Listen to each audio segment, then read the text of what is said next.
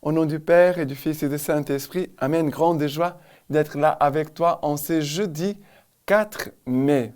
Et je te rappelle, s'il te plaît, si tu peux envoyer la Lectio Divina pour tes amis dans le groupe WhatsApp. Fais connaître la Lectio Divina à d'autres personnes. Et aussi, n'oublie pas de laisser les signes like dans ton appareil pour dire que tu as aimé la Lectio Divina. Aujourd'hui, la première lecture, c'est chapitre 13 à partir du verset 13 jusqu'au 25. De Paphos, où ils embarquèrent, Paul et ses compagnons gagnèrent Pergé en Pamphylie, mais Jean les quitta pour retourner à Jérusalem.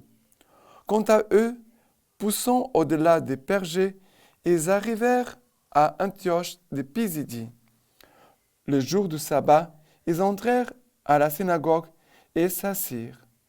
Après la lecture de la loi et des prophètes, les chefs de la synagogue leur envoyèrent dire, « Frères, si vous avez quelques paroles d'encouragement à dire au peuple, parlez. » Paul alors se leva, fit signe de la main et dit, « Hommes d'Israël, et vous qui craignez Dieu, écoutez, le Dieu de ce peuple, le Dieu d'Israël, élu nos pères et fit grandir ce peuple durant son exil en terre d'Égypte.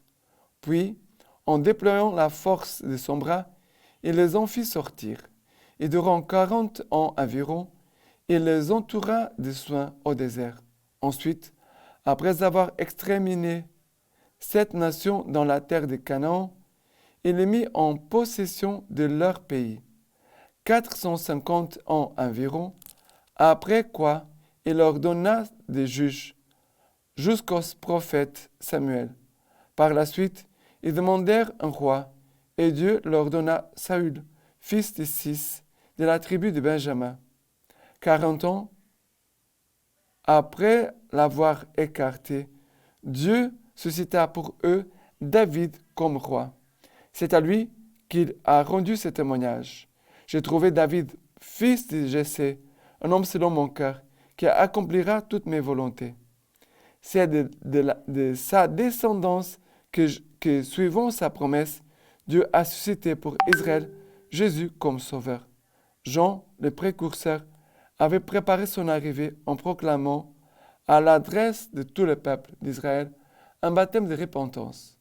Au moment de terminer sa course, Jean disait, « Celui que vous croyez que je suis, je ne le suis pas, mais voici venir après moi, celui dont je ne suis pas digne de délier la sandale. » Alors, ici, Paul va profiter d'un moment où la parole avait été donnée à ceux qui étaient dans la synagogue et il va commencer à donner une parole d'encouragement. Parce que c'est cela qui a été demandé. Frères, si vous avez quelques paroles d'encouragement à dire au peuple, parlez. Pour nous, c'est très important de dire des paroles d'encouragement. Il faut corriger parfois. Parfois, il faut dire des choses aux personnes. Parfois, ça peut être difficile. Mais que dans notre parole, dans notre conversation, on puisse toujours finir par l'encouragement.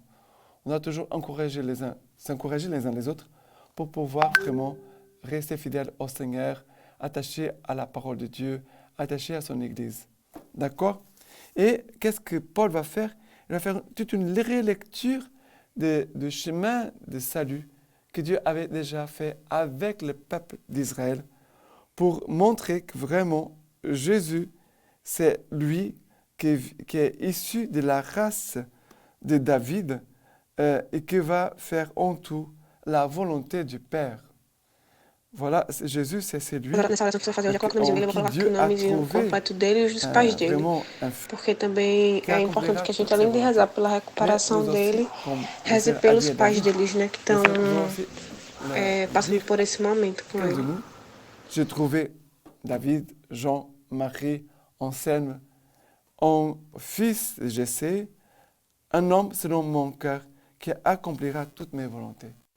Voilà les désirs de Dieu. Vraiment, Jésus a accompli cette parole parfaitement, mais nous aussi, nous sommes appelés vraiment à vivre cette parole et à correspondre à la...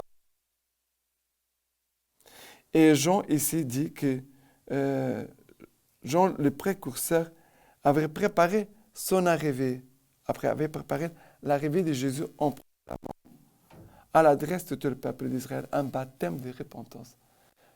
Repentez-vous et croyez à la bonne nouvelle. Jean a préparé le peuple. Et à la fin de sa vie, nous dit que Jean va dire, celui que vous croyez que je suis, je ne le suis pas. Mais voici venir après moi, celui dont je ne suis pas digne de délier la sandale. Grande humilité. À la fin de la vie de Jean le Baptiste, on voit quoi? Une grande humilité. Un homme vraiment qui ne se trouvait pas digne de délier la sandale des pieds de Jésus-Christ. Voilà, on pourrait dire comment nous voyons ici comment on devrait marcher et vivre sur cette terre. Comme Jean le Baptiste, voilà, pour annoncer Jésus-Christ, pour témoigner de Jésus-Christ, et aussi pour préparer le cœur pour recevoir la bonne nouvelle de l'Évangile. Ça veut dire Jésus-Christ. D'accord? Voilà, que le Seigneur vraiment puisse nous accorder des paroles d'encouragement aujourd'hui, mais aussi d'avoir cette humilité de Jean le Baptiste. D'accord? Maintenant, le psaume d'aujourd'hui, c'est le psaume 89. Le psaume 89. Le psaume 89 que nous dit ceci.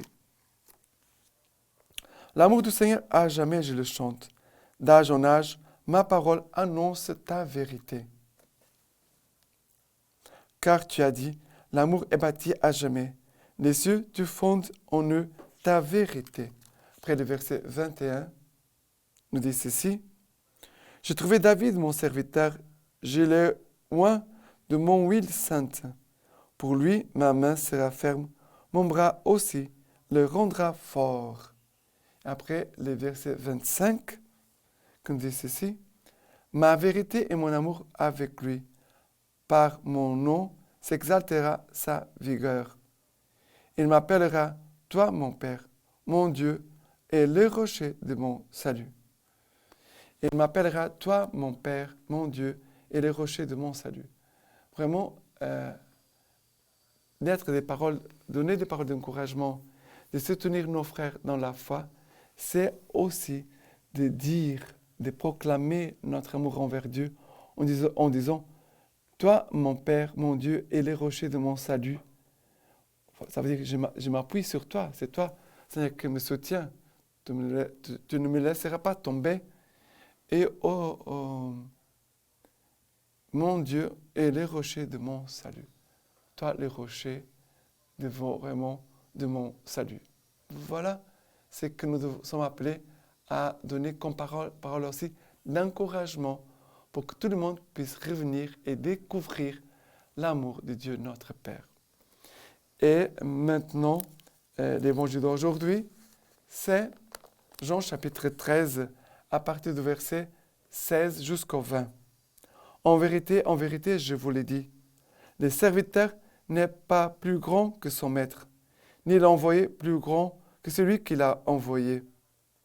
Sachant cela, heureux êtes-vous si vous le faites. Ce n'est pas de vous tous que je parle. Je connais ceux que j'ai choisis, mais il faut que l'Écriture s'accomplisse. Celui qui mange mon pain a levé contre moi son talon.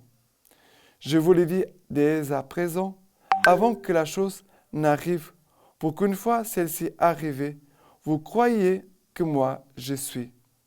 En vérité, je vous le dis, qui accueille celui que j'aurai envoyé, m'accueille, et qui m'accueille, accueille celui qui m'a envoyé. Alors, ici, Jésus va dire, le serviteur n'est pas plus grand que son maître. Nous, les serviteurs, Jésus, le maître. Jésus, le serviteur, Dieu, le Père, le maître. Ni l'envoyé plus grand que celui qui l'a envoyé. nous voyons vraiment ici l'unité entre Jésus et le Père. Et nous sommes aussi appelés à vivre dans cette unité avec Jésus et à travers Jésus avec le Père. Et après, on va dire, heureux êtes-vous si vous le faites. Ici, le chapitre 13, c'est le chapitre de lavement des pieds. Et Jésus va dire, heureux êtes-vous si vous le faites. Si vous êtes capable de vous plier, de vous mettre à genoux pour laver les pieds, pour servir vos frères et sœurs, dans une attitude d'humilité. L'humilité gardera toujours nos cœurs dans la présence du Seigneur, gardera toujours nos cœurs dans la foi, gardera toujours nos cœurs dans la joie. Heureux, voilà, nous, que le Seigneur a choisi pour imiter les mêmes gestes et de suivre vraiment le même chemin que Jésus a vécu au milieu de nous. Et après, il va dire, qui accueille celui, en vérité, je vous l'ai dit, qui accueille celui que j'aurais envoyé m'accueille, dit Jésus. Et qui m'accueille, moi, Jésus, accueille celui qui m'a envoyé. Ça veut dire que vous accueillez vraiment le Père, Dieu notre Père. Et de découvrir l'amour du Père, d'être dans la présence du Père, et aussi de se laisser visiter profondément par l'amour du Père dans notre cœur filial. Nous sommes appelés à devenir enfants de Dieu. Nous ne le sommes pas. Nous ne le sommes pas naturellement. C'est pour cela que l'Esprit Saint nous a été donné pour nous aider à devenir enfants de Dieu le Père. D'accord? Maintenant, la lecture patristique d'aujourd'hui de Saint-Hilaire, c'est de Saint-Augustin. Le Seigneur Jésus affirme qu'il donne à ses disciples un commandement nouveau, celui de l'amour mutuel, lorsqu'il dit « Je vous donne un commandement nouveau, c'est de vous aimer les uns les autres. » Et après, ses membres doivent se soucier les uns des autres. Si un membre souffre, tous les membres souffrent avec lui. Si un membre est à l'honneur, tous les membres se réjouissent avec lui. Ils entendent en effet, et ils observent cette parole. Je vous donne un commandement nouveau. C'est de vous aimer les uns les autres, non pas comme font les débauchés, ni les hommes qui s'aiment simplement parce qu'ils sont des hommes, mais comme s'aimant ceux qui sont tous des dieux et les fils du Très-Haut, c'est bien qu'ils sont les frères de son Fils unique. Ceux-là s'aiment les uns les autres parce que lui-même les a aimés pour les conduire à la fin qui les comblera là où leur désir pourra se rassasier de tous les biens. En effet, aucun désir ne restera insatisfait lorsque Dieu ne serait tout en tous. Maintenant, je vous laisse la bénédiction par les mains toutes pures de la Vierge Marie. Que Dieu Tout-Puissant vous bénisse et vous garde, le Père, le Fils et le Saint-Esprit. Amen.